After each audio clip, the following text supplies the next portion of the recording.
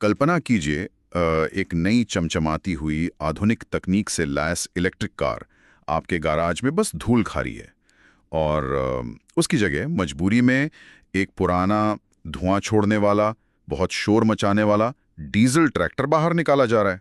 हाँ, ये सुनने में थोड़ा अजीब और थोड़ा उल्टा लगता है ना। बिल्कुल, मतलब ये पीछे जाने वाली बात लगती है, लेकिन आज के इस गहन विश्लेषण में जब हम अपने स्रोतों और रिपोर्ट्स पर नजर डालते हैं तो पता चलता है कि पूरी दुनिया की अर्थव्यवस्थाएं ठीक यही कर रही हैं।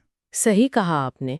ये एक बहुत बड़ी सच्चाई है आज के वक्त की। हाँ, और देखिए, पश्चिम एशिया में तनाव, जिसे अब ईरान युद्ध कहा जा रहा है, लगातार बढ़ रहा है। और इसका नतीजा ये है कि एक तेजी से बढ़ती हुई अर्थव्यवस्था को अचानक से अस्थिर प्राकृतिक गैस यानी एलएनजी से मुंह मोड़कर वापस अपने सबसे पुराने और सबसे ज्यादा कार्बन उत्सर्जित करने वाले साथी की ओर लौटना पड़ रहा है। और वो साथी है कोयला। हम्म, ये गैराज वाली तुलना बिल्कुल सटीक बैठती है। ये कोई काल्पनिक स्थिति नहीं है। ये वो जमीनी हकीकत है जिसका सामना आज वैश्विक ऊर्जा बाजार कर रहा है। तो मतलब ये सिर्फ हमारे यहाँ नहीं हो रहा? नहीं, बिल्कुल नहीं। जो हम स्रोतों का गहराई से अध्ययन करते हैं तो ये स्पष्ट हो जाता है कि ये किसी एक देश का लिया गया कोई अचानक फैसला नहीं है। हम जो देख रहे हैं वो दरअसल वैश्विक ऊर्जा आपूर्ति श्रृंखला यानी ग्लोबल एनर्जी सप्लाई चेन के टूटने का सीधा और बहुत ही गंभीर परिणाम है। अच्छा। देखिए, ऊर्जा कोई ऐसी चीज तो है नहीं जिसे आप रातों रात किसी और चीज से बदल सकें। जब दुनिया के एक हिस्से में, विशेषकर पश्चिम एशिया जैसे ऊर्जा समृद्ध क्षेत्र में भू राजनीतिक अस्थिरता आती है तो उसका असर सिर्फ वहां की सीमाओं तक सीमित नहीं रहता। हाँ, वो एक चेन रिएक्शन की तरह होता होगा। बिल्कुल, वो एक झटके की तरह पूरी दुनिया के बाजारों में फैल जाता है और रातों रात वो नीतियां बदल देता है जिन्हें बनाने में दशकों लगे थे। तो चलिए इस झटके के विज्ञान को थोड़ा गहराई से समझते हैं, क्योंकि एक आम इंसान के मन में ये सवाल उठना बहुत लाजमी है कि हजारों किलोमीटर दूर किसी खाड़ी में अगर कोई युद्ध हो रहा है तो उसका सीधा असर हमारे ग्रिड, हमारे कारखानों या पावर प्लांट्स पर कैसे पड़ रहा है। हाँ, ये सवाल अक्सर आता है। मतलब ये जो डीजल ट्रैक्टर वापस निकालने की नौबत आई है, इसका उस ईरान युद्ध से क्या सीधा मैकेनिकल और आर्थिक लेना देना है?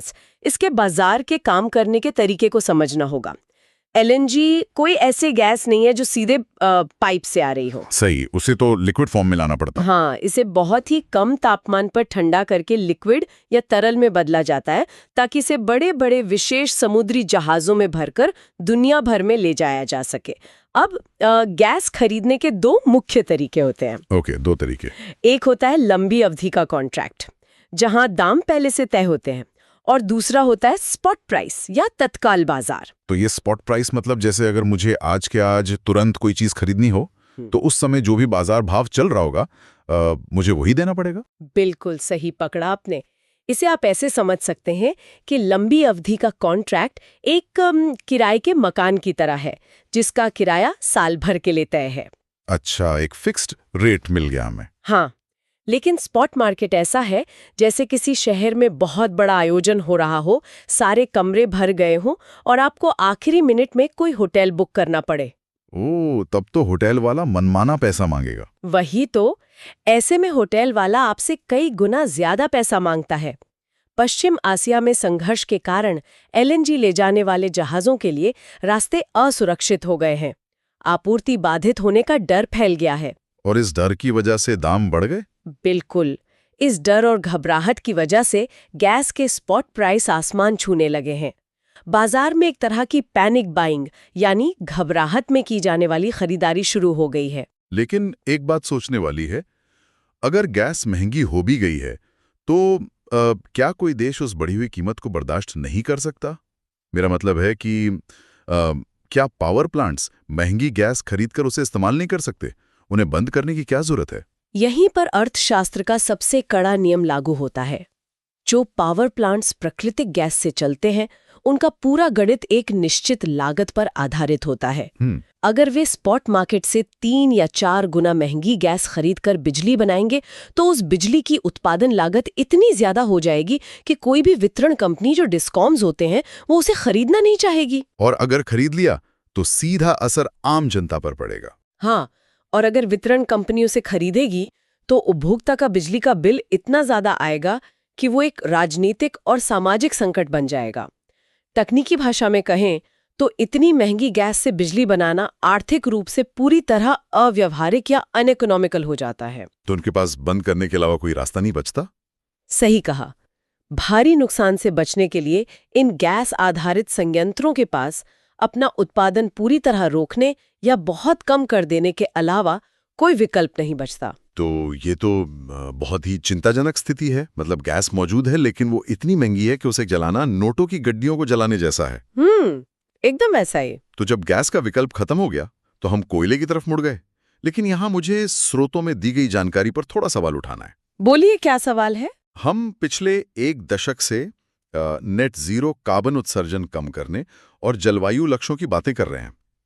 क्या गैस के थोड़ा महंगा होते ही हमने उन सभी लक्ष्यों को खिड़की से बाहर फेंक दिया? ये एक वाजिब चिंता है। मेरा पॉइंट यह है कि क्या कोयले की तरफ ये वापसी सच में एक सोची समझी रणनीति है या फिर ये सिर्फ घबराहट में दबाया गया एक पैनिक बटन है? क्या हम बस बिना सोचे समझे अंधेरे में तीर चला रहे हैं? देखिए, ये एक बहुत ही जायज सवाल है और बाहर से देखने पर ये एक पैनिक बटन ही लगता है।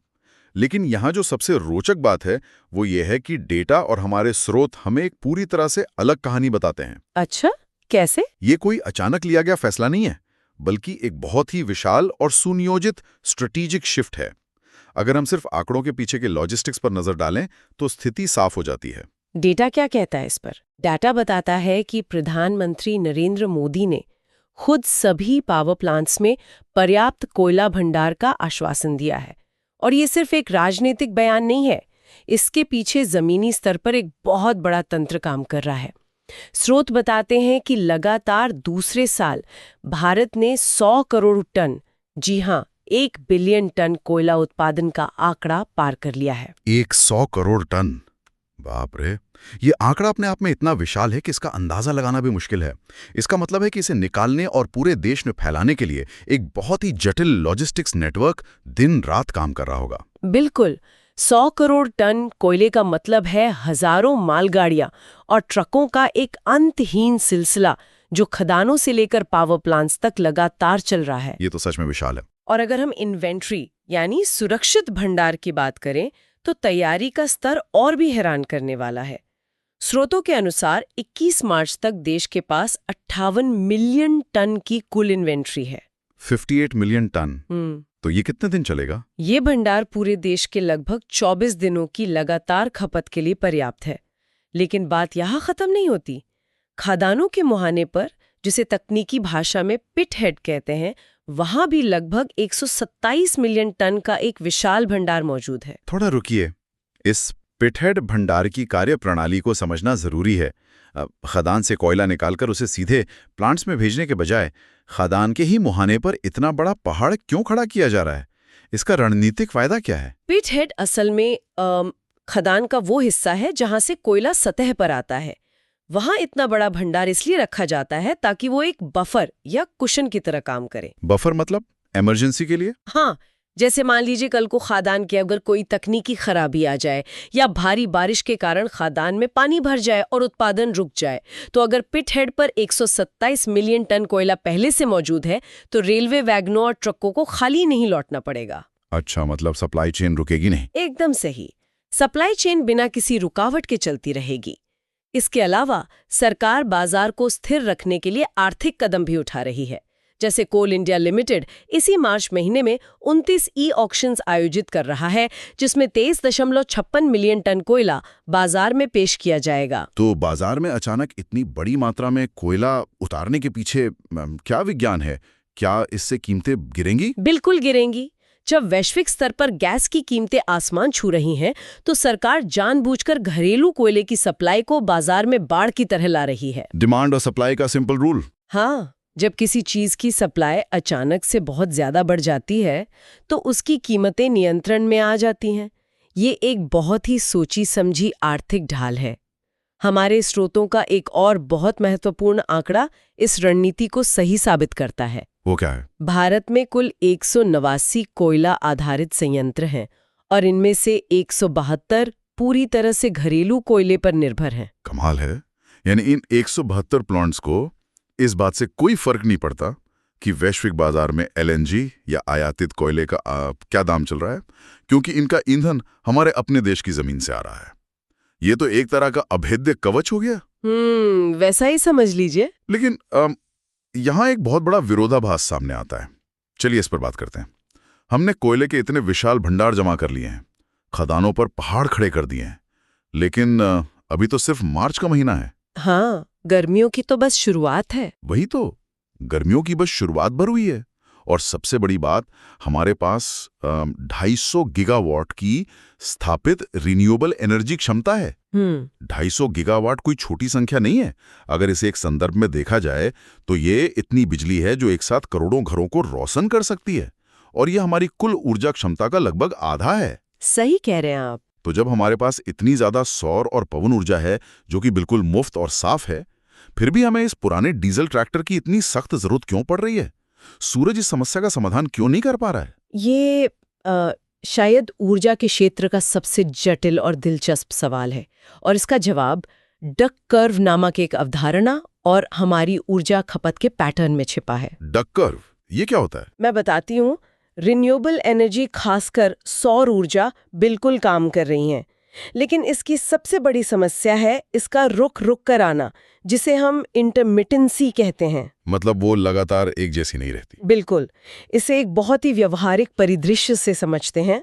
मार्च के बाद भारत में भयंकर गर्मियां शुरू हो जाती हैं। दिन के समय दोपहर 12 बजे से 3 बजे तक जब सूरज आसमान में सीधा चमक रहा होता है, तो हमारे सोलर पैनल्स अपनी पूरी क्षमता से काम करते हैं। उस वक्त तो खूब बिजली बनती होगी। हाँ, वे ग्रिड में इतनी बिजली भेजते हैं कि कई बार वो जरूरत से ज्यादा हो जाती है। उस समय सब कुछ बहुत बढ़िया चलता है। मतलब दिन के समय तो सूरज एक बहुत ही वफादार दोस्त की तरह सारी जरूरतें पूरी कर रहा है। ठीक कहा आपने। लेकिन असली खेल शाम को शुरू होता है। जैसे जैसे शाम के 5 या 6 बजते हैं, सूरज ढलने लगता है और सौर ऊर्जा का उत्पादन एक खड़ी चट्टान से नीचे गिरने की तरह तेजी से शून्य की ओर जाने लगता है। ओह, और उसी वक्त डिमांड बढ़ने लगती है। बिल्कुल। अब जरा सोचिए, उसी समय पूरे देश में क्या हो रहा होता है। करोड़ों लोग दफ्तरों और कारखानों से अपने घरों की ओर लौट रहे होते हैं। वे घर पहुंचते हैं और गर्मी से बचने के लिए तुरंत अपने एयर कंडीशनर चालू करते हैं। घरों की सारी लाइटें जल जाती हैं। तो दोनों चीजें एक ही वक्त पर हो रही हैं? हाँ, यानी जिस सटीक पल में ग्रिड से सौर ऊर्जा गायब हो रही है, ठीक उसी पल में पूरे देश की बिजली की मांग, जिसे हम पीक डिमांड कहते हैं, वो रॉकेट की तरह ऊपर भाग रही है। बाप रे! तो ये आपूर्ति और मांग के बीच एक बहुत ही भयानक खाई बन जाती है। मतलब सप्लाई जमीन पर गिर रही है और डिमांड आसमान फाड़ रही है। सही समझें आप। और इस खाई को भरने के लिए हम अभी बैटरी तकनीक पर निर्भर नहीं रह सकते। क्यों? बैटरीज तो है ना आजकल। हैं, लेकिन ग्रिड स्केल बैटरी स्टोरेज, यानी इतनी बड़ी बैटरियां जो दिन की सौर ऊर्जा को स्टोर करके शाम को पूरे देश के एसी चला सकें, वे अभी भी व्यावसायिक रूप से बहुत महंगी हैं और उस पैमाने पर मौजूद ही नहीं है। अच्छा, समझ गया। इस पीक डिमांड के अंतर को पाटने के लिए ग्रिड ऑपरेटरों को एक ऐसी ऊर्जा स्रोत की जरूरत होती है जिसे बेस लोड कहा जाता है। एक ऐसा स्रोत जिसे आप अपनी मर्जी से एक बटन दबाकर चालू कर सकें, जो मौसम पर निर्भर ना हो और जो लगातार बिना रुके भारी मात्रा में बिजली दे सके। और वो बेस लोड कोयला ही दे सकता है। हाँ, इस पूरी स्थिति में कोयला ही वो एकमात्र मजबूत और भरोसेमंद सहारा बचता है जो ग्रिड को पूरी तरह ठप होने या कोलैप्स होने से रोक सकता है। ये बहुत ही स्पष्ट करने वाला बिंदु है।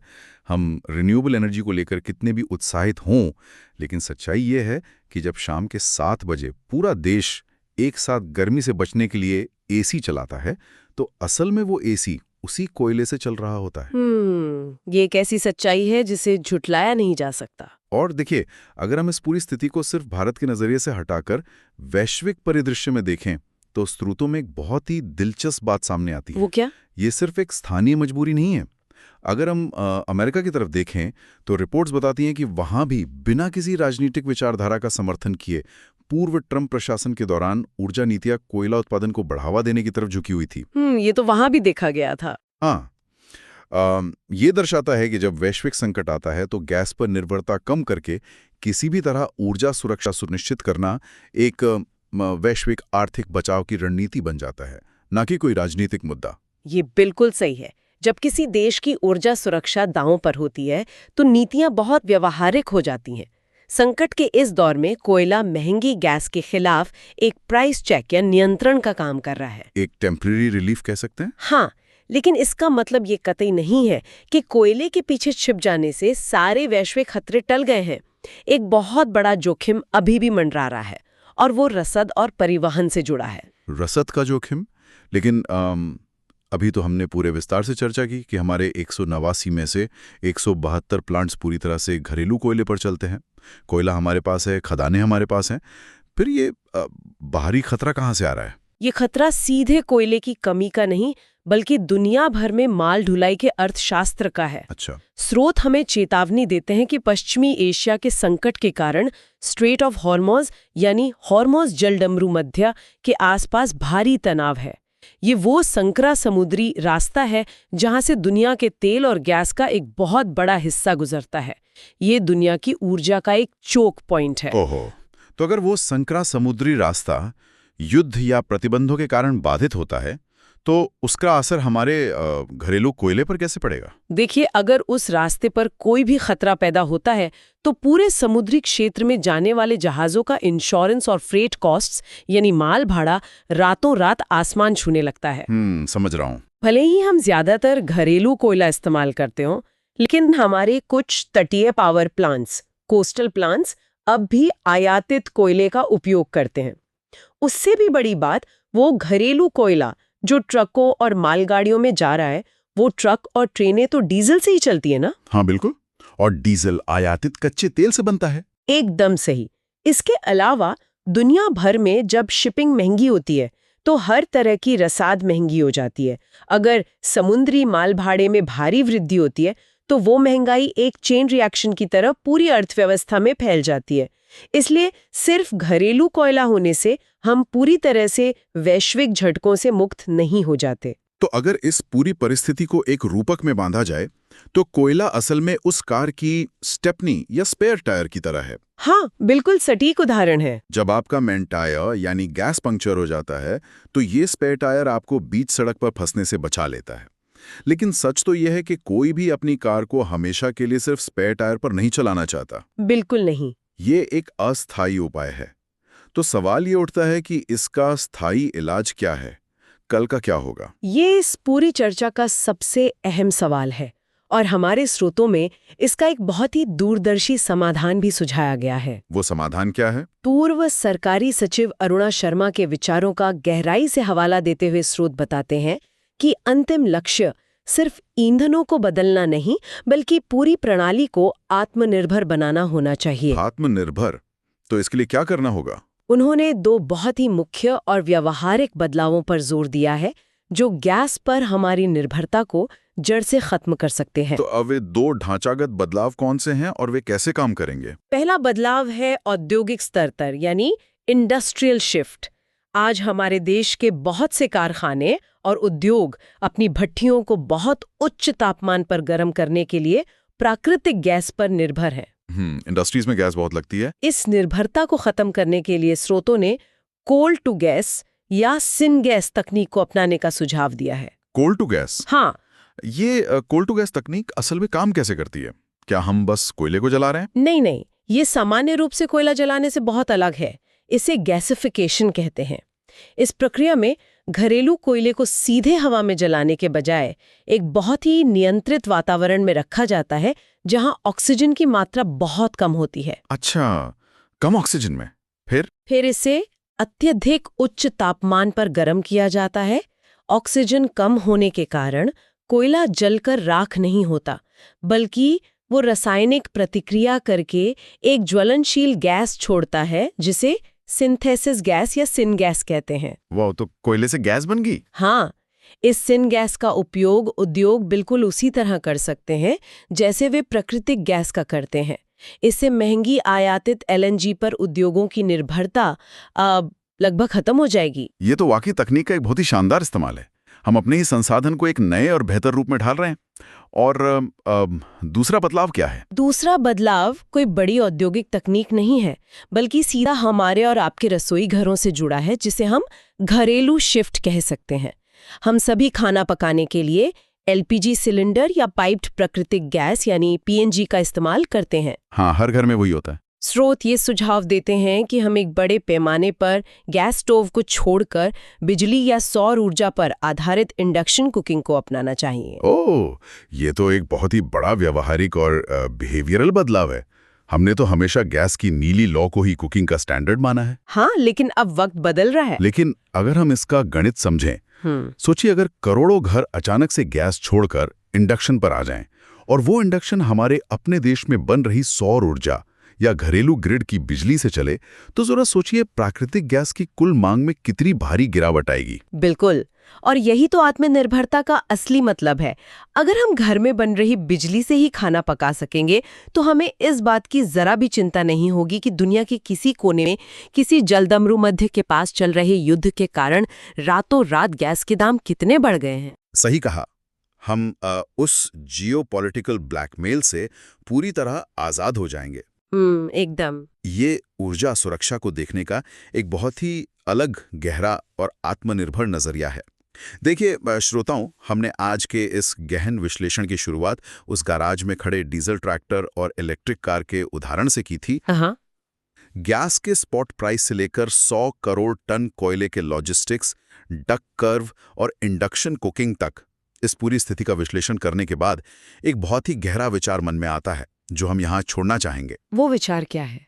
अक्सर न्यूज़ में, सम्मेलनों में हम हर जगह ग्रीन एनर्जी की ओर सुचारू रूप से आगे बढ़ने यानी एक स्मूथ ग्रीन ट्रांजिशन की बातें सुनते हैं।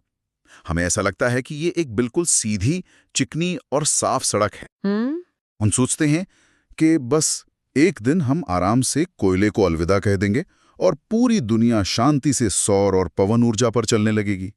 लेकिन जिस तरह से एक भू राजनीतिक संकट ने, हजारों किलोमीटर दूर हुए एक युद्ध ने पूरी दुनिया की सप्लाई चेन को तोड़ दिया है। सही कह रहे हैं आप। जिस तरह से एक झटके में हमें वापस कोयले के पहाड़ों की ओर धकेल दिया गया है और साथ ही हमें भविष्य में इंडक्शन कुकिंग जैसे विकल्पों पर तेजी से विचार करने को मजबूर कर दिया है, ये एक बहुत बड़ा और शायद थोड़ा असहज करने वाला सवाल खड़ा करता है। बिल्कुल करता है।